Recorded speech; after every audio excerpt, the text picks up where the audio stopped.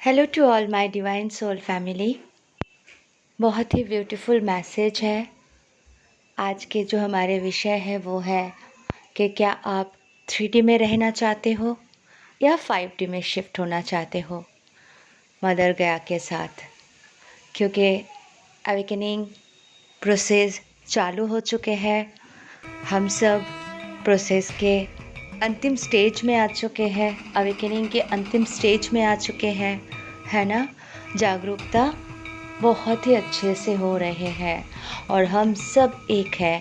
हम सब divine soul family एक है, एक ही है ना। अलग अलग बॉडीज़ में तो है, पर हम है एक ही कॉन्शियसनेस, एक ही शक्ति, एक ही पावर, डिवाइन पावर। हम सब डिवाइन के बच्चे हैं, डिवाइन के पावर के साथ है। हम चेंज ला सकते हैं। आज जो ये 3D कॉन्सेप्ट, 5D कॉन्सेप्ट, ये सब कुछ हम समझ रहे हैं, ये सब कुछ और डिटेल्स में अच्छे से जानने के लिए हमें वहाँ जाना है जो शुरू के शुरुआत के कुछ कहानी है। आइए सुनते हैं कैसे हुआ था ये सिचुएशन, क्या है आज की सिचुएशन। माता लक्ष्मी के जो माता थी, माता के पास कुछ असुर जाके बोले कि हमारे पास रहने के घर नहीं है, हमारे पास अन्न नहीं है, घर नहीं है। हे माता, हमें घर दो, हमें रहने की जगह दो। तो माता लक्ष्मी के जो माता थी, उनको लगा ये असहाय है और मेरे पास तो है अवस्था कि मैं इनकी मदद कर सकूं। तो उन्होंने उन सारे असुरों को रहने के लिए जगह दिए, भोजन दिए। पर असुर के प्रवृत्ति तो असुर जैसे ही होंगे, तो वो सब वहाँ पे मज़े से रहने लगे और तंग करने लगे देवताओं को। बाकी प्रजातियों को वो टेंशन देने लगे, मारपीट करने लगे, लूटने लगे, परेशान करने लगे, ऐसे ही बिन वजह उनकी प्रवृत्ति है। तो सब हर कोई जाके विष्णुदेव को कहते हैं कि हे विष्णुदेव, हमारे तो जीना दुश्वार कर रखे हैं ये कुछ असुर, और उनको हम कुछ नहीं कर सकते। वो एक ऐसे जगह पे है जहाँ पे हम उनके साथ संघर्ष भी नहीं कर सकते, उनको कुछ भी मतलब हानि पहुंचा ही नहीं सकते हैं। वो सुरक्षित घेरे में है और हमें वो परेशान करके वहाँ जाके सेफ रह रहे हैं। मतलब माता लक्ष्मी के माता के जो घर है वो सुरक्षित था, वहाँ पे देवताओं का भी तो जाना अलाउड नहीं था। तो हो क्या रहा था, असुर जाके उसको तंग कर रहे थे, मार रहे थे और आके छिप रहे थे। तो कुछ नहीं कर सकते। सारे देवताएं विष्णुदेव के पास जाते हैं और कहते हैं कि इन असुरों का विनाश कीजिए, नहीं तो हमारे तो सर्वनाश है। तो उन्होंने कहा क्यों आप कुछ नहीं कर पा रहे हो? बोले माता लक्ष्मी के माता के पास है तो हम वहाँ पे कुछ नहीं कर सकते। माता लक्ष्मी के जो माता है उन्होंने उन असुरों का रक्षा कर रहे, सहायता कर रहे। तो विष्णुदेव गए माता लक्ष्मी के माता को जाके कहे कि हे माता, आप ऐसा क्यों कर रहे, इन असुरों को आप क्यों सहारा दे रहे, ये सबको परेशान कर रहे, सर्वनाश कर रहे, हिंसा फैला रहे और आप इनको शेल्टर दिए हुए हो। तो माता ने कहा देखो, वो मेरे शरणार्थी हैं, मैं उनके साथ कोई गलत व्यवहार नहीं कर सकती, सृष्टि के नियम के अनुसार और मेरे धर्म के अनुसार। ठीक है, तुम एक ही काम कर सकते हो, मेरे वध कर सकते हो, तब जाके उन असुरों को हानि पहुंचा सकते हो, या उनको वध करो, यहाँ से लेके जाओ। मेरे जीते जी ये पॉसिबल नहीं है और मैं जानती हूँ ये अन्याय कर रहे हैं, लेकिन एक ही रास्ता है विष्णुदेव, आप अपने सुदर्शन चक्र से मेरा वध कीजिए, यही एकमात्र उपाय है। तो श्री विष्णुदेव ने देखा सही में और कोई उपाय नहीं और कोई मार्ग नहीं बचे हैं, उन असुरों का विनाश ही नहीं हो सकते। तो विष्णुदेवा को और कोई मार्ग नहीं है, ये समझने के बाद माता के वध करना पड़ा। ठीक है, तो माता के वध के बाद उनके जो पुत्र यानी लक्ष्मी माता के जो भ्राता, जो असुर गुरु शुक्राचार्य के नाम से जाने जाते हैं, उनको तो क्रोध आएगा ही ना, अपने माता को वध कर दिए तो। पर सिचुएशन उनको समझ में नहीं आया। वो विष्णुदेवा के सबसे बड़े दुश्मन बन गए। माता लक्ष्मी को भी आहत हुई, लेकिन माता लक्ष्मी को सत्य का ज्ञात हुए, वो समझ पाए। लेकिन उनके भ्राता शुक्राचार्य, असुर गुरु शुक्राचार्य, ये नहीं मान पाए और विष्णुदेवा को अपने चिरशत्रु समझ लिए। अब शुरू होते यहाँ से कहानी की। तो उसके बाद समय व्यतीत होते गए। शुक्राचार्य अपने असुरों के शक्ति और वृद्धि करवाते हैं और आगे ग्रो करते हैं। कभी कभी परमात्मा से भी ज़्यादा शक्तिशाली बन जाते हैं और संहार करते हैं। लेकिन माता लक्ष्मी हमेशा विष्णुदेवा के ढाल बन के खड़ी हुई। जब वो राधा कृष्ण के रूप में आए, तब भी माता लक्ष्मी, महालक्ष्मी श्री कृष्ण की रक्षा करती रही अपने ही भ्राता से, क्योंकि उनको प्रतिशोध लेना था। तो ये जो शत्रुता, ये जो दुश्मनी, वो आदि अनादि काल से आज तक भी है। गुरु शुक्राचार्य और असुरों को एक ही चीज़ लगने लगा, वो तो छलिया है, वो तो कपटी है, वो तो छल करके जीत पाते हैं, तो उनको भगवान क्यों मानेंगे? हम भी उनके जितने शक्तिशाली हैं, उनसे ज़्यादा शक्तिशाली है, तो हम भगवान क्यों नहीं हो सकते? हम भी भगवान होंगे। इस तरीके से वो भगवान होंगे किसके? तो मानव समाज के साथ उन्होंने ये कार्य शुरू किया। आज के जो एंटिटीज़ हैं, आज के जो डार्क फोर्सेस हैं, आज के जो अलग अलग चीज़ें हम जान पा रहे हैं, तो वो भी अपने अपने डायमेंशंस में बहुत काम कर रहे हैं। आज इस प्लैनेट को उन्होंने हाईजैक कर लिया है। हमारे जो ह्यूमन के सेल्स हैं, हमारे जो डीएनए है, उनसे कोडिंग चुरा के प्लैनेट के लोगों को हाईजैक किए हुए हैं और हमें पता ही नहीं है। हमारे ड्रीम्स के साथ, हमारे ब्रेन के साथ कितने मैनिपुलेशन हुए हैं। हमारे मतलब जो डीएनए है, जो हमारे कॉन्शियसनेस है, उनके साथ छेड़खानी किए गए हैं और हमें एक आर्टिफिशियल दुनिया में कैद करके रखा गया है। आज हम इस दुनिया में कैदी हैं। ये जो लोग हैं, ये जो सोचते हैं कि हम बड़े अच्छे से जी रहे हैं, हमारे पास तो बहुत पैसे हैं, बहुत गहने हैं, है ना, प्रॉपर्टीज़ है, और हम अमर भी हो जाएंगे, मतलब हम मरेंगे ही नहीं। अभी 100 साल के जीवन है, लेकिन कोई बात नहीं, हमारे आगे जीवन लंबे होने वाले हैं। कैसे? आर्टिफिशियल इंटेलिजेंस, यानी वो लोग क्या करने वाले हैं, रोबोट बन जाएंगे। ठीक है। अब जैसे आप जानते हो, ऑर्गन्स बदले जा रहे हैं, सेल्स बदल दिए जा रहे हैं, तो आजकल ट्रांसप्लांटेशन चल रहा है, हर ऑर्गन्स को ट्रांसप्लांट किया जा रहा है। इस तरीके से आर्टिफिशियली बहुत लंबी लाइफ दिया जा सकता है। अगर रोबोट बना दिया गया तो कॉन्शियसनेस लेवल, मतलब आधा मानव आधा रोबोट, ये बन जाएंगे। तो वो आर्टिफिशियली जैसे टेक्निकली ख़राब होंगे, लेकिन उसको फिर रिपेयर किया जा सकता है। ठीक है। इस तरीके से उनके कॉन्सेप्ट चल रहे हैं और उनको लग रहा है बहुत तरक्की कर रहा है साइंस, बहुत उन्नति कर रहा है, लेकिन वो एक्चुअली धरती माँ के और ब्रह्मांड के नुकसान ही कर रहे हैं। ये सब करने का उद्देश्य क्या है? वो जो एंटिटीज़ हैं, वो ये कह रहे हैं कि आपको आपका भगवान क्या देने वाले हैं? वो कुछ नहीं देते हैं। ठीक है। जो डिवाइन है, यानी सखा कृष्ण की बात किया जा रहा है, वो आपको कुछ देने वाले नहीं हैं। हम आपको फेम दे सकते हैं, हम आपको बहुत बड़े से बड़े सेलिब्रिटी बना के रख सकते हैं, लॉन्ग टर्म तक रखेंगे। ठीक है। उतार चढ़ाव आने नहीं देंगे, हम सेफ रखेंगे, पैसों की कमी होने नहीं देंगे। ठीक है।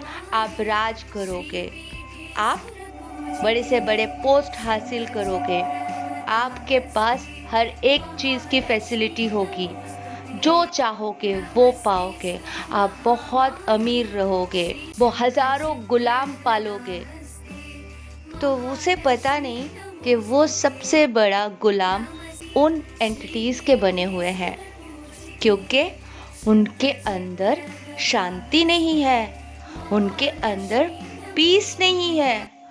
वो नशे में डूबे हुए हैं, वो एक से एक नशा कर रहे हैं, हज़ारों औरतों के साथ रिलेशन रखे हुए हैं, ठीक है। उन्हें इन सारी चीज़ों का नॉलेज ही नहीं है कि क्या कर्मा होते हैं, क्या बुरा होते हैं। ऐसा नहीं है कि उनके साथ बुरे नहीं हो रहे, पर उनको समझ नहीं आ रहे कि बुरा होता क्या है। मस्त हूँ, गजब लाइफ है बहुत, और बाकी लोग उनको देख के तरस रहे, वाह वाह वाह वाह क्या लाइफ है, हमारे पास भी हो, इतने बंगला, इतने कार, इतने ये वो, और वो दिखावा कर रहे, और बाकी लोग भी एकदम उनके पीछे फॉलो कर रहे। अच्छा, इस तरीके से वो सेपरेशन कर देते हैं कि अमीर गरीब श्रेणी, इस तरीके से वो सेपरेशन किए हुए हैं मानव सभ्यता को, कि मानव सभ्यता, मानव जाति उनको, उनके गुलाम रहे, नेचुरली उनको ही डिवाइन मानेंगे। इसीलिए जैसे डिवाइड एंड रूल, तो उनको क्या करना था, डिवाइड किए।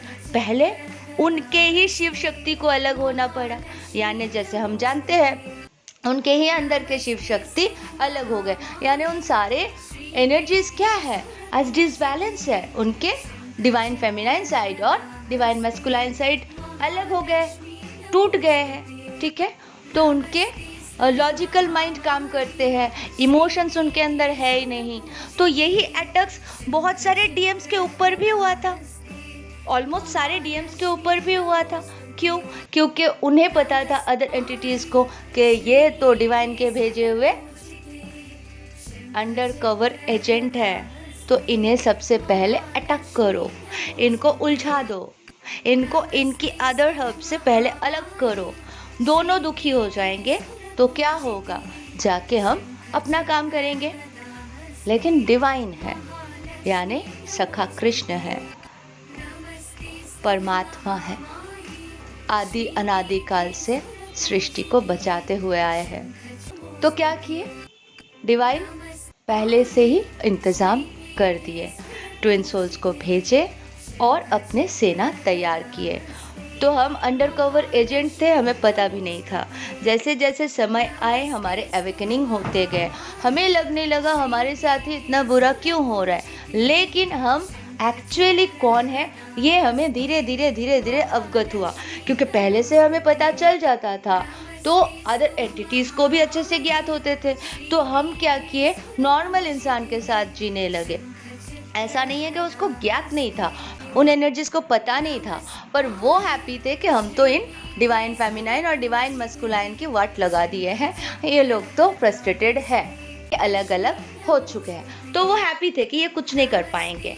तो अभी भी हमारे लिए ये बहुत बड़ा चुनौती है, हम मिडिल पोजीशन में हैं, ठीक है। ये युद्ध चल रहा है, ये इतने बड़े युद्ध चल रहे हैं कि मानवता को ख़त्म किया जा रहा है और मानव को ही पता नहीं। सबसे बड़ी बात, जब कोरोना काल आया मुझे बहुत सारी चीज़ों के नॉलेज मिली, उस टाइम पे मेरे अवेकनिंग एकदम फुल फ्रेज पे चल रही थी और मैं सखा कृष्ण से कनेक्ट थी, ठीक है। तो मुझे पता था ये जो वैक्सीनेशन हो रहा है, ये वैक्सीनेशन एक फॉल्स दिखावा है और कुछ नहीं, और ये वैक्सीनेशन में ऐसी चीज़ मिलावट है कि जो लेंगे उनका इम्यून सिस्टम और ख़त्म होने लगेंगे। कुछ डॉक्टर्स, कुछ साइंटिस्ट, कुछ लोग बोलने की कोशिश कर रहे थे यूट्यूब में, उनका चैनल बंद कर दिया जा रहा था, हैक कर दिया जा रहा था, जो हो सकते उस टाइम पे किया जा रहा था, ठीक है। उनके साथ फोर्स लग जा रहे थे, उनको बोलने नहीं दिया जा रहा था, और ये वैक्सीनेशन करना ही है, इतना इम्पोर्टेंट है। तो हर किसी के लिए रूल हो गया था। मैं जानती थी ये वैक्सीन मुझे नहीं लेना है, मैं कलकत्ता आ गई थी, यहाँ पे हर एक इंसान वैक्सीन लेने जा रहे थे। मैंने मम्मी को मना किया, मम्मी मत जाओ। मम्मी रुकी कुछ दिन, उनको इस तरीके से बाकी लोग फोर्स करने लगे, हमारे चाची, हमारे मामा, हमारे बहन, हमारे और भी रिलेटिव्स, अरे अरे कैसे कर रहे हो, किसकी बात सुन रहे हो, उसकी बात मत सुनो, वैक्सीन तो लेना ही है, ठीक है। तो मम्मी अल्टीमेटली मेरी बात नहीं सुनी, चली गई वैक्सीन लेने। फिर सब लोग मेरे पीछे पड़े, तुम ऐसे कैसे कर सकते हो, इतने लापरवाही, ऐसे कैसे वैक्सीन नहीं लोगे। मैंने बोला अगर मुझे आइसोलेशन में रहना पड़े और 2 साल, मैं रहने के लिए तैयार हूँ। मैं और मेरी बेटी वैक्सीन नहीं लेंगे, जो तुम लोगों को करना है कर सकते हो। तुम कहीं नहीं जाओगे, बॉम्बे नहीं जाओगे, इधर नहीं जाओगे। मैं बोली कहीं नहीं जाऊंगी। मैं 2 साल अगर होटल में नहीं रहने देंगे, ट्रैवलिंग करने नहीं देंगे, तो मैं नहीं जाऊंगी, लेकिन मैं वैक्सीन नहीं लूँगी। ठीक है, तो मैंने नहीं लिया, मेरे बेटी को भी नहीं लेने दिया। उसके 1 साल के बाद मम्मी को हुई बहुत ज़्यादा परेशानी, बहुत तबीयत ख़राब थी। 15 दिन तक मैंने सेवा किया, उनको ठीक किया, तो इम्यून सिस्टम उनकी बहुत डाउन हो गई थी। तो मैंने उनको काढ़ा बना के पिलाया, हल्दी, ये सारे ट्रीटमेंट देके डिटॉक्स किया उनकी बॉडी, तो वो ठीक हो गई। तो बाद में बोली गलती हो गई थी मुझे, ये वैक्सीनेशन लेके ही हुआ। अच्छा किया तुमने नहीं लिया। देर से समझे पर समझे, लेकिन समझने से भी फ़ायदा नहीं है, अवेकनिंग कंप्लीट नहीं है, समझदारी नहीं आ रहा है। तो यही सिचुएशन हो रहा है लोगों के साथ। तो आज का विषय यही है कि अपने आप को अगर 3D कॉन्शियसनेस से हाई लिफ्ट करें, 5D में ले जाए, तभी बेहतर है, वरना 3D के लाइफ बंद हो जाएंगे, धरती माँ 5D में शिफ्ट हो जाएंगे। ये जो हाईजैक्ट और ये जो ट्रैप्ड, ये परमानेंटली अब डिवाइन ख़त्म करने वाले हैं। ये सारे खेल अब परमानेंट ख़त्म होने वाले हैं। ठीक है, 3D से ये सब जाएंगे। ऊर्जा की तो ख़त्म होती नहीं है, लेकिन 3D से ये जाएंगे। ये कहाँ जाएंगे, मतलब धरती माँ से ये जाएंगे। अब ये कौन से प्लैनेट में अपना जगह बनाएंगे ये तो नहीं पता, लेकिन आपको बॉडी डिटॉक्स करना है, आपको नेचुरल चीज़ों को अपनाना है, मेडिसिन और इन सब से दूर रहना है। ठीक है, यहाँ पे आयुर्वेदिक शास्त्र के लिए जो बताने आए थे स्वर्गीय राजीव दीक्षित जी, उनको भी मरवा दिया गया था। क्यों? क्योंकि वो नेचुरल तरीके से आप कैसे ठीक हो सकते हो वो बताया गया है। ये मेडिसिन, डुप्लीकेट मेडिसिन, ये सारे चीज़ों को अपने लाइफ से दूर कीजिए। ठीक है, जो जो वैक्सीन लिए थे उनके लिए इतना ही है। आप रोज़ हल्दी गुड़, कच्चा हल्दी गुड़ खाइए, बॉडी को डिटॉक्स कीजिए। ठीक है, पहले क्या कीजिए, 1 ग्लास पानी लीजिए, उसमें 1 चम्मच हल्दी लीजिए और नॉर्मल जो हल्दी खाने में डालते हैं उसको पी जाइए। हफ्ते में एटलीस्ट 2 दिन ये काम कीजिए। ठीक है, बाकी इम्यून सिस्टम स्ट्रॉन्ग करने के लिए आप 2 लहसुन खा सकते हैं कच्चा, सुबह, वो भी हफ्ते में 2 दिन। आप कच्चा नीम के पत्ते खाएं, बॉडी डिटॉक्स हो जाएंगे, ब्लड प्यूरिफाई होंगे। हफ्ते में 2 दिन सारी चीज़ें इस तरीके से आप करें, ज़्यादा भी मत कीजिए। और मिट्टी के घड़ा में पानी रखिए और उसे पीजिए। पहले अपने बॉडी को डिटॉक्स कीजिए। ठीक है, इस तरीके से मैट्रिक्स को हम स्टेप बाय स्टेप तोड़ेंगे। आने वाले वीडियोज़ में मैं बताऊंगी बहुत सारे इम्पॉर्टेंट इन्फॉर्मेशंस, और हमें क्या क्या नहीं करना चाहिए और करना चाहिए वो लेके आऊँगी। अवश्य बने रहे, तब तक अपना ख्याल रखें। Thank you so much, love you all, God bless you all.